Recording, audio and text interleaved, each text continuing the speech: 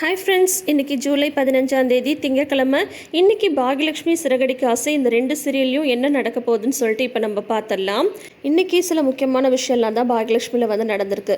இப்போ பார்த்தீங்கன்னா கோர்ட்டில் வந்து எல்லாரும் வரிசையாக ஆஜராகிட்டு இருக்காங்க இல்லையா. எல்லாருமே வந்து பாக்யாவோட ஃபேமிலி, இந்த பக்கம் பார்த்திங்கன்னா ராதிகா அவங்க அம்மா எல்லாரும் வந்தாச்சு. கோபியும் வந்து நின்றுட்டுருக்காரு.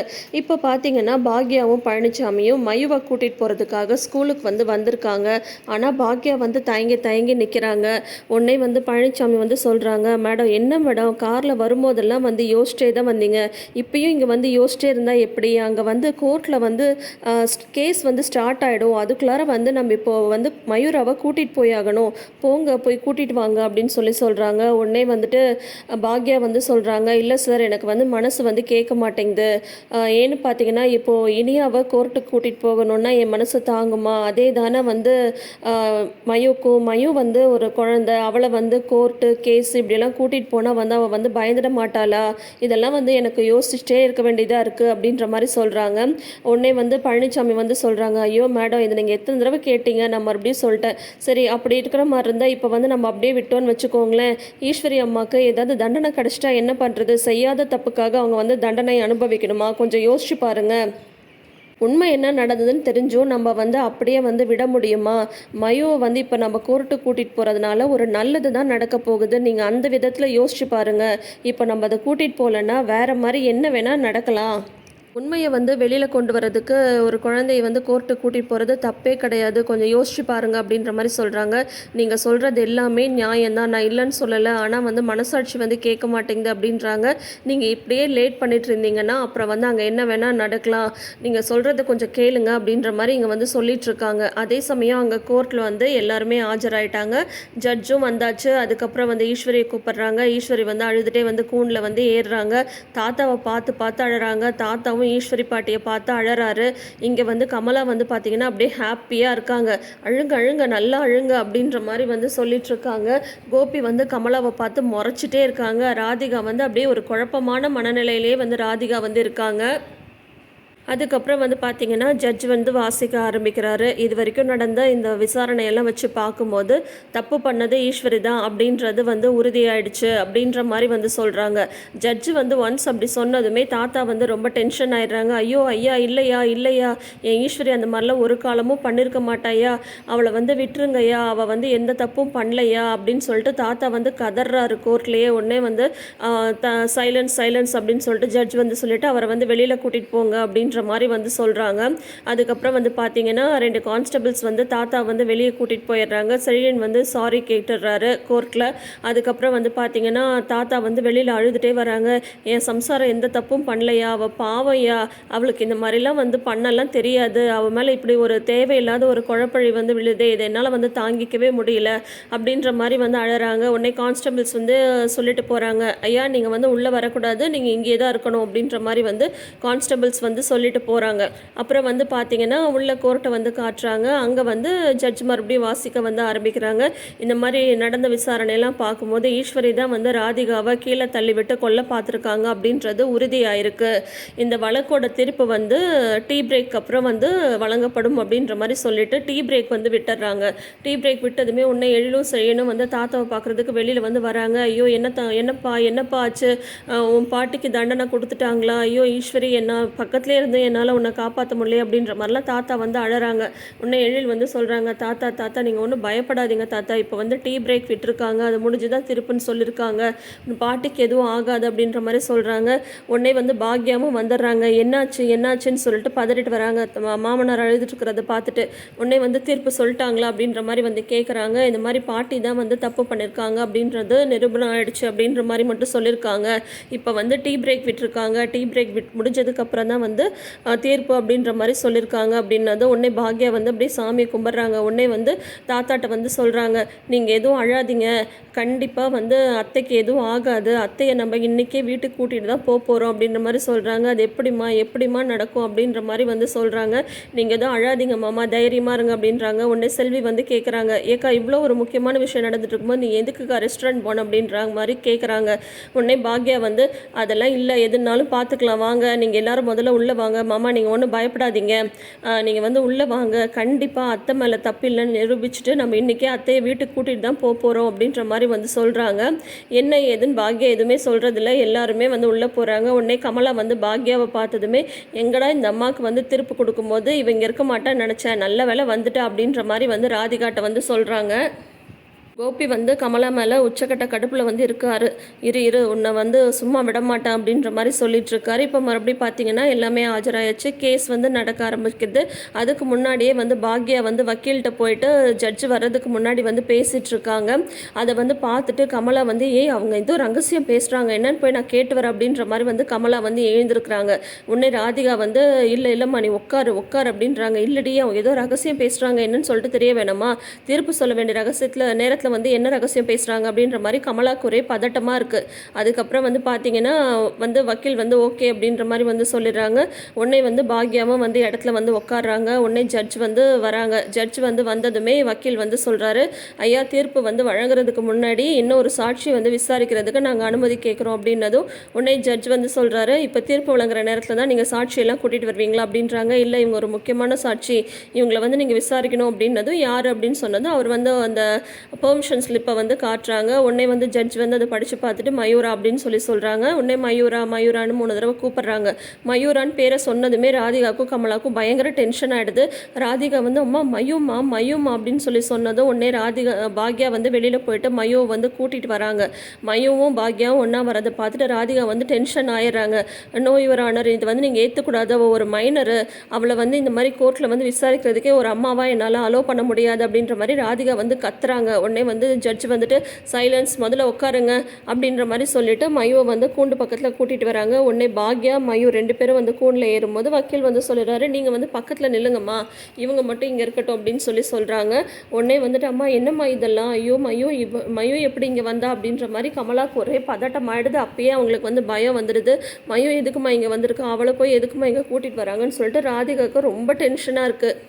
அதுக்கப்புறம் வக்கீல் வந்து மயூவை வந்து விசாரிக்க ஆரம்பிக்கிறாங்க. உங்கள் பேர் என்னன்னு கேட்குறாங்க. மயூரான்னு சொல்கிறாங்க. அம்மா பேர் கேட்குறாங்க. ராதிகான்னு சொல்கிறாங்க.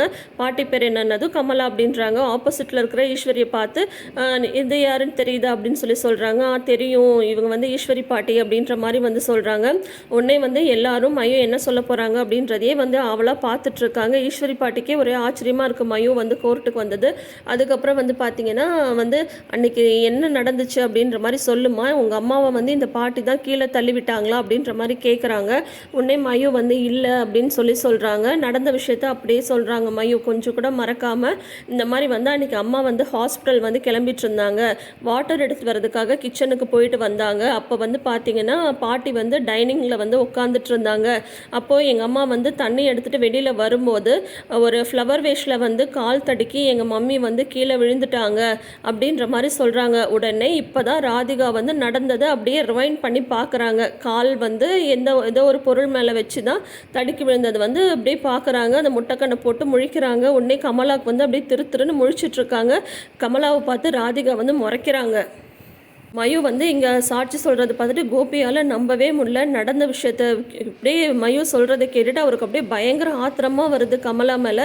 இப்போ வந்து மயூ வந்து சொல்கிறாங்க, ஈஸ்வரி பாட்டி வந்து எங்கள் மம்மி கீழே விழுந்ததும் அவங்க கீழே விழுந்துட்டாங்கன்னு சொல்லிட்டு அவங்களுக்கு ஹெல்ப் பண்ண தான் போனாங்க, ஈஸ்வரி பாட்டி வந்து தள்ளி விடலை அப்படின்ற மாதிரி வந்து மயூ வந்து தெளிவாக அழகாக வந்து சொல்லிடுறாங்க. உடனே வந்து பார்த்தது அங்கேருந்து கத்துறாங்க கமலா, இல்லை அந்த மாதிரிலாம் இல்லை, நான் கண்ணால் பார்த்தேன், அவங்க தான் தள்ளிவிட பார்த்தாங்கன்னு அங்கேருந்து கத்துறாங்க. உடனே ஜட்ஜ் வந்து திட்டுறாங்க, பேசாமல் உட்காருங்கம்மா அப்படின்ற மாதிரி வந்து ஜட்ஜ் வந்து திட்டுறாங்க. அதுக்கப்புறம் ராதிகா அவங்களோட வக்கீல் வந்து யுவர் ஆனர் அப்படின்னு சொல்லிட்டு ஏதோ கேட்க வராரு. பேசாமல் போய் உட்காருங்க அப்படின்ற மாதிரி ஜட்ஜ் வந்து கோவமாக வந்து சொல்லிடுறாங்க. உடனே வந்துட்டு இதுதான் நடந்ததாம்மா, உனக்கு நல்லா தெளிவாக தெரியுமா அப்படின்ற மாதிரி வக்கீல் வந்து கேட்குறாங்க. ஆமாம், எனக்கு நல்லா ஞாபகம் இருக்குது, நான் ஹாலில் இருந்து இது எல்லாத்தையும் பார்த்துட்டு தான் இருந்தேன். ஈஸ்வரி பாட்டி வந்து எங்கள் மம்மியை வந்து தள்ளி விடல, ஹெல்ப் பண்ணுறதுக்கு தான் அவங்க போனாங்க அப்படின்ற மாதிரி வந்து சொல்கிறாங்க. உடனே வந்து கோர்ட்டில் வந்து எல்லாருக்கும் அப்படியே மயூக்கு வந்து கையெடுத்து கும்பிட்டு தேங்க்ஸ் சொல்கிறாங்க ஈஸ்வரி பாட்டி. அதுக்கப்புறம் தாத்தாவுமே வந்து நன்றி சொல்கிறாங்க. அப்பாடா அப்படின்ற மாதிரி ஆயிடுது பாக்யாவுக்கு. உடனே வந்து பார்த்திங்கன்னா ஜட்ஜ் வந்து தீர்ப்பு வாசிக்க ஆரம்பிக்கிறாரு. வீட்டில் குடும்பத்தில் ஏதாவது ஒரு பிரச்சனை இருந்தால் அதை வந்து பேசி தான் தீர்க்கணுமே ஒழிய இந்த மாதிரியான ஒரு வழக்கை வந்து போடக்கூடாது அப்படின்னு சொல்லிட்டு கோவமாக பேச ஆரம்பிக்கிறாங்க. அதோட வந்து பார்த்திங்கன்னா இன்றைக்கி பாக்யலட்சுமி சீரியலை வந்து முடிச்சிருக்காங்க. ராதிகாவுக்கு வந்து அப்படியே ஒரே ஐயோ தப்பு பண்ணிட்டோமே அப்படின்ற மாதிரி வந்து ராதிகாவுக்கு வந்து இருக்குது. கமலாவை போட்டு மொரன்னு முறைக்கிறாங்க. இது வந்து டூ லேட் ராதிகா. ஏன்னா வந்து என்ன நடந்தது அப்படின்றத முதல்ல நீங்கள் வந்து யோசிச்சிருக்கணும். தீர விசாரிக்காமல் என்ன நடந்ததுன்னே தெரியாமல் உங்கள் அம்மா சொன்னதை கேட்டுட்டு அந்த சந்தர்ப்ப சூழ்நிலையை வந்து அவங்க வந்து சாதகமாக யூஸ் பண்ணிக்கிட்டாங்க கமலா. அது தெரியாமல் ராதிகாவும் அவங்க அம்மா சொல்கிறதெல்லாம் கேட்டுட்டு இருந்துட்டாங்க. இப்போ வந்து ராதிகாவோட லைஃப் தான் வந்து கேள்விக்குறியாக இருக்க போகுது. ஆனால் ராதிகா வந்து மன்னிச்சிடுங்க கோபி அப்படின்னு அழுதா உடனே கோபி வந்து மன்னிச்சிடுவார். பார்க்கலாம் என்ன தான் நடக்குதுன்னு சொல்லிட்டு இனி அடுத்தடுத்து வர எபிசோட்ஸ் வந்து கொஞ்சம் ட்விஸ்ட்டாக தான் இருக்கும் அப்படின்ற மாதிரி நம்ம எதிர்பார்க்குறோம். ஏன்னா வந்து பார்த்திங்கன்னா அவ்வளோ சீக்கிரம் ராதிகாவோட கேரக்டர் வந்து டைரக்டர் வந்து ஸ்பாயில் பண்ண மாட்டார். நிறைய இதில் பார்த்தாச்சு. அந்த கேன்டீன் ஆர்டரை கூட வேணும்னே தான் வந்து பாக்யா வந்து அவங்க கேன்சல் பண்ணி விட்டாங்க ராதிகா. அதுக்கப்புறமும் வந்து பார்த்திங்கன்னா பாக்யா வந்து ராதிகா மேலே ஒரு சாஃப்ட் கார்னரில் இருக்கிற மாதிரியெல்லாம் தான் காட்டிகிட்டு இருக்காங்க. ஸோ இந்த இன்சிடென்ட்க்கு அப்புறம் கோபி ராதிகா லைஃப்பில் என்ன நடக்க போகுது, அது மட்டும் இல்லாமல் இப்போ வந்து பார்த்திங்கன்னா செல்வி வந்து வந்திருக்காங்க கோர்ட்டுக்கு. கண்டிப்பாக அந்த கமலா அம்மாவை வந்து சும்மா விட மாட்டாங்க. கமலாவுக்கு வந்து எச்சரிக்கை கொடுத்து விட்டுருவாங்க. இனிமேல் இந்த மாதிரிலாம் வந்து தேவையில்லாமல் கோர்ட்டோட நேரத்தை வந்து வீணடிக்கக்கூடாது அப்படின்ற மாதிரி கமலாவுக்கு வந்து சொல்லிடுவாங்க. ஆனால் செல்வி வச்சு கிழின்னு கிழிக்க போகிறாங்க. அதுதான் வந்து நாளைக்கு வந்து நடக்க போகுது. என்ன நடக்க போகுதுன்னு சொல்லிட்டு நம்ம வெயிட் பண்ணி பார்த்து தெரிஞ்சுக்கலாம். அடுத்து நம்ம பார்க்க போகிற சீரியல் என்னன்னு சொல்லிட்டு பார்த்தீங்கன்னா சிறகடிக்க ஆசை. சிறகடிக்க ஆசையில் வந்து இப்போ முத்து வந்து ஒரு பிளான் பண்ணிட்டு வந்திருக்காரு. என்னன்னு சொல்லிட்டு பார்த்தீங்கன்னா அவரே ஒரு எலுமிச்சை பழத்தை வாங்கி அதில் மஞ்சள் குங்குமம்லாம் தடவி வீட்டுக்கு வந்து எடுத்துகிட்டு வராரு. அப்புறம் இங்கே வந்து பார்த்தீங்கன்னா அண்ணாமலை வந்து டல்லாக இருக்கார் இல்லையா. ரவி ஸ்ருதிட்ட வந்து பேசிகிட்டு இருக்காங்க. வீட்டில் நடக்கிற இன்சிடென்ட்ஸ்லாம் பார்க்கும்போது எனக்கு மனசுக்கு சங்கடமாக இருக்குது அப்படின்ற மாதிரி சொல்லிட்டு இருக்காங்க. ஸ்ருதி வந்து சொல்கிறாங்க அதுக்கு நீங்கள் என்ன அங்கிள் பண்ண முடியும். மனோஜ் வந்து கொஞ்சம் கூட யோசிக்காமல் இந்த மாதிரி வந்து பணத்தை ஏமாந்துட்டு வந்து நிற்கிறாரு. மீனாவோட நகை விஷயத்தில் என்ன நடந்ததுன்னே தெரியல. ஒரே வந்து மர்மமாக இருந்துட்டுருக்கு. அதுக்காக நீங்கள் ஒன்றும் கவலைப்படாதீங்க அப்படின்ற மாதிரி சொல்லிட்டு இருக்கும்போதே வந்து விஜயா வந்து வராங்க. உடனே ரவி வந்து சொல்கிறாங்க அம்மா அப்பா வந்து ரொம்ப டல்லாக இருக்காரு, கொஞ்சம் என்ன எதுன்னு கேளுங்க அப்படின்ற மாதிரி சொல்லிட்டு ரெண்டு பேரும் வந்து அவங்க அப்பாவுக்கு ஆறுதல் சொல்லிட்டு உள்ளே போகிறாங்க. ஏங்க என்ன ஆச்சு அப்படின்ற மாதிரி வந்து சொல்கிறாங்க. என்ன சொல்கிறது அப்படின்றதே எனக்கு ஒன்றும் புரியல. வீட்டில் நடக்கிறதெல்லாம் பார்த்துட்டு இருக்கும்போது அப்படின்னு சொல்லும் போதே முத்து வந்து கீழே வந்துட்டு மந்திரம்லாம் எப்படி சொல்லணும் அப்படின்ற மாதிரி வந்து ப்ராக்டிஸ் பண்ணிட்டு வராரு. வந்து வாசல் நின்றுட்டு அம்மா கருமாரி தாயே அப்படின்னு சொல்லிட்டு கையெடுத்து கும்பிட்டு கத்துறாரு. உடனே வந்துட்டு இவங்க ரெண்டு பேரும் அப்படியே ஆச்சரியமாக வந்து பார்க்குறாங்க. என்னங்க இவன் இந்த கோலத்தில் வந்து நிற்கிறான் அப்படின்னு சொல்கிறாங்க. முத்து என்னடா ஆச்சு அப்படின்ற மாதிரி வந்து சொல்கிறாங்க. அப்பா அது ஒன்றும் இல்லைப்பா, நான் வந்து இன்றைக்கி ஒரு முக்கியமான இடத்துக்கு போயிட்டு வந்தேன் அப்படின்ற மாதிரி சொல்லும் போதே இவர் கத்துற எல்லாரும் வெளியில் வந்துடுறாங்க. ரவி ஸ்ருதி மீனா எல்லாரும் வந்துடுறாங்க. ஏன்னா உன் புருஷன் இப்படி வந்து என்ன பண்ணிட்டு இருக்கான், என்ன எதுன்னு கேளு அப்படின்ற மாதிரி மீனாட்ட வர கத்துறாங்க. விஜயா என்னங்க எங்கெங்க போயிட்டு வரீங்க, இது என்னங்க கோலம் அப்படின்ற மாதிரி வந்து கேட்குறாங்க. அப்புறம் முத்து அவரோட அட்ராசிட்டியை வந்து ஆரம்பிக்கிறாரு. என்னன்னு சொல்லிட்டு பார்த்தீங்கன்னா அவர் வந்து கையில் இருக்கிற அந்த மஞ்சள் துணியில் வந்து எலுமிச்சை பழத்தை கட்டிட்டு வந்திருக்காரு. அதை மெல்லமாக ஓப்பன் பண்ணி காட்டுறாங்க. அது என்னன்னு எல்லாரும் அதையே வந்து பார்த்துட்டு இருக்கும்போது உடனே வந்து இவர் சொல்ல ஆரம்பிக்கிறாரு. கரெக்டாக வெளியிலேருந்து ரோகிணியும் மனோஜும் வந்து வராங்க. இது சாதாரண எலுமிச்சை பழம் கிடையாதுப்பா, என் ஃப்ரெண்டு என்னை ஒரு மிகப்பெரிய சக்தி வாய்ந்த சாமியார்கிட்ட வந்து கூட்டிகிட்டு போனான். இந்த மாதிரி வந்து எங்கள் வீட்டில் இருந்த நகைலாம் கவரிங்காக மாறி போச்சு அப்படின்ற மாதிரி நான் வந்து சொன்னேன். உடனே இது யாராவது வச்ச பில்லி சூனியமாக கூட இருக்கலாம் அப்படின்னு சொல்லிட்டு அது யாருன்னு கண்டுபிடிக்கிறதுக்கு இந்த எலுமிச்சை பழத்தை மந்திரிச்சு கொடுத்துருக்காங்க. இப்போ வந்து இந்த எலுமிச்சை பழத்தை நம்ம சாமி ரூமில் வச்சா போதும், 24 மணி நேரத்தில் யார் அதை வந்து மாற்றினாங்களோ இல்லை யார் அதை வந்து எடுத்தாங்களோ அவங்களோட வாய் வந்துட்டு கோணிச்சுக்கும் அப்படின்னு சொல்லிட்டு ஒரு ஆக்ஷனை வந்து பண்ணி காட்டுறாரு. அப்படியே திரும்பி மனோஜை வந்து பார்க்குறாரு. அந்த ஆக்ஷனோடைய அப்படியே மனோஜ் திருன்னு முழிக்கிறாங்க. மனோஜ் விஜயாவும் ஒருத்தரை பார்த்துக்கிட்டு ஐயோ என்னடா இது அப்படின்ற மாதிரி சொல்லிட்டு விஜயாவுக்கு வந்து பயம் ஆயிடுது. என்னங்க இதெல்லாம் இவன் என்னென்னமோ சொல்லிட்டு இருக்கான் அப்படின்ற மாதிரி வந்து சொல்கிறாங்க. உடனே வந்துட்டு மாமா இதெல்லாம் உண்மைதான் மாமா, எங்கள் வீட்டில் பக்கத்தில் கூட ஒரு சாமியார் அம்மா வந்து இருக்காங்க. இந்த மாதிரி நகைலாம் காணாமல் போனால் இந்த மாதிரி எலுமிச்சை பழத்தெல்லாம் கொடுத்து கண்டுபிடிச்சி கொடுப்பாங்க அப்படின்ற மாதிரி மீனா சொல்ல அதுக்கப்புறம் அண்ணாமலையும் சொல்கிறாங்க. ஆமாம் எங்கள் கிராமத்துலலாம் கூட இந்த மாதிரி நிறைய வீட்டில் வந்து நடந்திருக்கு. இந்த மாதிரி பொய் சொல்கிறவங்களுக்குலாம் வந்து அவங்கெல்லாம் பண்ணியிருக்காங்க அப்படின்ற மாதிரி சொன்னதும் விஜயாவுக்கும் மனோஜ்க்கும் இன்னும் பயம் வந்து அதிகமாகிடுது. உடனே ஸ்ருதி வந்து சொல்கிறாங்க இதெல்லாம் வந்து ரொம்ப ஃபன்னியாக இருக்குது, இதெல்லாம் நடக்குமா அப்படின்ற மாதிரி வந்து சொல்கிறாங்க. உடனே வந்துட்டு ரவி சொல்லிவிடா, உன் சம்சாரம் இந்த விஷயத்தில் வந்து விளையாட்டாக இருக்க போகுது, அப்புறம் டப்பிங் பேசுகிறதுக்கு உனக்கு வாய் இருக்காது அப்படின்ற மாதிரி சொன்னதும் உடனே வந்து வாயிலடி தப்பு தப்பு இந்த மாதிரிலாம் வந்து சொல்லக்கூடாது அப்படின்ற மாதிரி ரவி வந்து உடனே ஸ்ருதியோட வாயில் வந்து அடிக்கிறாங்க. அதுக்கப்புறம் வந்து பார்த்தீங்கன்னா இதை வந்து கொண்டு போய் சாமி ரூமில் வைக்கிறதுக்காக முத்து வந்து போகிறாங்க. ஓடி போய் விஜயா வந்து தடுக்கிறாங்க. டே என்னடா நீ உன் இஷ்டத்துக்கு கண்டதெல்லாம் கொண்டு வந்து சாமி ரூமில் வைக்கிற அப்படின்னு சொன்னதும், அப்பா என்னப்பா இது, இந்த மாதிரி வந்து நான் ஒரு முக்கியமான எலுமிச்சை பழத்தை கொண்டு வந்திருக்கேன், அதை வைக்க விடாமல் இவங்க தடுக்கிறாங்க, உங்களுக்கு ஏன் வந்து இந்த பதட்டமும் பயமும் வருது அப்படின்ற மாதிரி சொல்கிறாங்க. மனோஜும் வந்துட்டு அதானே எதுக்கு நீ கொண்டு போய் வைக்கிற அப்படின்றாங்க. தப்பு பண்ணவங்களுக்கு தான் பயமும் பதட்டமும் வரும், உங்கள் 2 பேருக்கு ஏன் வருது அப்படின்ற மாதிரி வந்து சொல்கிறாங்க. ரோகிணி வந்து எதுவுமே தெரியாதவங்க மாதிரி அப்படியே மனோஜையும் விஜயாவையும் வந்து பார்த்துட்ருக்காங்க. உடனே வந்து பார்த்தீங்கன்னா அண்ணாமலை வந்து சொல்கிறாரு, அவன் ஏதோ நம்பிக்கையாக வந்து எடுத்துகிட்டு வந்திருக்கான், சரி என்ன தான் நடக்குதுன்னு பார்க்கலாம் அப்படின்னு சொல்லிட்டு எல்லாரும் வந்து போயிடுறாங்க. உடனே வந்து பார்த்தீங்கன்னா முத்துவும் எலுமிச்சப்பழத்தை கொண்டு போய் சாமி ரூமில் வைக்கிறாங்க. அதையே உத்து பார்க்குறாங்க விஜயா. அதுக்கப்புறம் வந்து மனோஜ் வந்து ரூமில் வந்து இருக்காரு. உடனே பின்னாடியே வந்து விஜயா வந்து வராங்க. வந்ததும் வந்து மனோஜை வந்து பார்க்குறாங்க. மனோஜ் வாய் கோணிச்சிட்டு இருக்கிற மாதிரி இவங்களுக்கு தோணுது. மனோஜுக்கு வந்து விஜயாவோட வாய் கோணிச்சிட்டு இருக்கிற மாதிரி மனோஜுக்கு வந்து தோணுது. என்ன ஆச்சு, உன் வாய்க்கு என்ன ஆச்சுன்னு 2 பேரும் ஆளாளுக்கு மாற்றி மாற்றி கேட்டுக்கிறாங்க. அம்மா அதெல்லாம் ஒன்றும் இல்லைம்மா, உன் வாயெல்லாம் நல்லா தான் இருக்குது அப்படின்னதும் உடனே இவங்களும் வந்து உன் வாயும் நல்லா தாண்டா இருக்குது, என்னடா இவன் இப்படி ஒரு வேலையை வந்து பண்ணி வச்சுருக்கான் அப்படின்னதும், அம்மா எனக்கு என்னமோ பயமாக இருக்குமா, அவன் எலுமிச்சை பழம்ன்றான், அதுன்றான் இதுன்றான், இப்போ என்னம்மா ஆகுறது, ஐயோ போச்சு வாய் கோணிச்சிட்டா என்னம்மா நடக்கும் அப்படின்ற மாதிரிலாம் இவங்க 2 பேரும் பயந்துட்டு இருக்காங்க. அப்போ வந்து ரோகிணி வந்து கரெக்டாக உள்ளே வராங்க. உள்ளே வந்துட்டு உடனே வந்துட்டு ரோகிணி வந்து சொல்கிறாங்க, என்னாச்சு உங்கள் 2 பேருக்கும், ஏன் இந்த மாதிரிலாம் பண்ணிகிட்ருக்கீங்க, அதெல்லாம் வந்து ஒன்றும் இல்லை அப்படின்ற மாதிரி, பயப்படாதீங்க அப்படின்ற மாதிரி வந்து சொல்கிறாங்க. உடனே விஜயா வந்து ரோகிணிக்கு வந்து மேட்ரு தெரிஞ்சிருச்சு அப்படின்றது விஜயாவுக்கு தெரியாது இல்லையா, அவங்க வந்து விஜயா வந்து பேசாமல் வெளியே வந்து போயிடுறாங்க. உடனே ரோகிணி வந்து மனோஜ்கிட்ட வந்து சொல்கிறாங்க, நீங்கள் 2 பேருமே வந்து காட்டி கொடுத்துருவீங்க போல இருக்கே, ஏன் இந்த மாதிரிலாம் வந்து பண்ணிகிட்ருக்கீங்க அப்படின்ற மாதிரி ரோகிணி வந்து திட்டுறாங்க. இல்லை அவன் வந்து எலுமிச்சப்பழம் வந்து கொண்டு வந்து வச்சுருக்கான், வாய் கோணிச்சுக்கிட்டா என்ன பண்ணுறது அப்படின்னு சொல்லும்போது வந்து பாம்பின் கால் பாம்பரியும் அப்படின்னு சொல்லுவாங்க இல்லையா, அந்த மாதிரி வந்து ரோகிணி வந்து என்ன சொல்கிறாங்கன்னு பார்த்தீங்கன்னா, இதெல்லாம் நீ நம்புறியா அப்படின்ற மாதிரி கேட்குறாங்க. ஏன் அப்படி சொல்கிற அப்படின்றாரு மனோஜ். உடனே வந்து உனக்கு கொஞ்சம் கூட தெரியலையா, எப்படியாவது வந்து உன்னை வந்து இதில் இதை பண்ணணும், வாயிலேருந்து உண்மையை வர வைக்கணுன்றதுக்காக உன் தம்பி வந்து ட்ராமா வந்து பண்ணிகிட்ருக்கான், கொஞ்சம் யோசிச்சுப்பாரு, அவனுக்கு வந்து கோயிலுக்கு போகிறதே பிடிக்காது முத்துக்கு, அப்படி இருக்கும்போது ஒரு சாமியார்கிட்ட போய் எலுமிச்சப்பழம் வாங்கிட்டு வரதெல்லாம் உன்னால் வந்து நம்புற மாதிரியா இருக்குது, உன்னை வந்து உன் வாயிலேருந்து உண்மையை வர வைக்கிறதுக்காக உன் தம்பி வந்து ட்ராமா பண்ணிகிட்ருக்கான், இதெல்லாம் வந்து நம்பிட்டு தேவையில்லாமல் நீயே போய் வந்து காட்டி கொடுத்துடாத, புரியுதா அப்படின்ற மாதிரி சொல்கிறாங்க. ரோகிணி வந்து பயங்கரமான ஆள். ஏன்னா விஜயா வந்து இப்போ நகையை கொடுத்தாங்க அப்படின்ற விஷயத்தை தெரிஞ்சுக்கிட்டாங்க. அதை வந்து எப்பயாவது ஒரு சந்தர்ப்பத்தில் அவங்களுக்கு சாதகமாக யூஸ் பண்ணிக்கிறதுக்காக தான் ரோகிணி வந்து விஜயாவோட மேட்ரு தெரியும் அப்படின்ற மாதிரி விஜயாட்ட இன்னும் காட்டிக்காமல் இருக்காங்க. ரோகிணி வந்து இந்த மாதிரி முத்து வந்து நடிக்கிறாரு அப்படின்னு சொன்னதும், ஓ அப்படியா அப்படின்ற மாதிரி மனோஜ் வந்து இருந்தாலுமே மனோஜுக்கு உள்ளுக்குள்ளே பயம் இருந்துகிட்டே தான் இருக்குது. அதுக்கப்புறம் கிச்சனில் வந்து மீனா வந்து இருக்காங்க. முத்து வந்து உட்காந்துட்ருக்காரு. அப்போ மீனா வந்து சொல்கிறாங்க, ஏங்க நான் வந்து சாமியார்கிட்ட வெத்தலை போட்டு மயிலை போட்டு பார்க்கலாம் அப்படின்னு சொல்லும்போது வரலன்னு சொல்லிட்டு, என்னங்க நீங்கள் மட்டும் ஒரு சாமியார்கிட்ட வந்து போயிட்டு வந்திருக்கீங்க, என்கிட்ட சொல்லியிருந்தா நான் ஒரு நல்ல சாமியார்கிட்ட கூட்டிகிட்டு போயிருப்பேன்ல, யார்கிட்ட போயிட்டு இருந்தீங்க அப்படின்ற மாதிரி மீனா வந்து கேட்குறாங்க. அப்போ வந்து முத்து வந்து சொல்கிறாங்க, நான் எங்கள் சாமியார்கிட்ட போனேன், நான்லாம் எங்கேயும் போகல அப்படின்னு சொல்லிட்டு என்ன நடந்துச்சோ அதை வந்து சொல்கிறாங்க.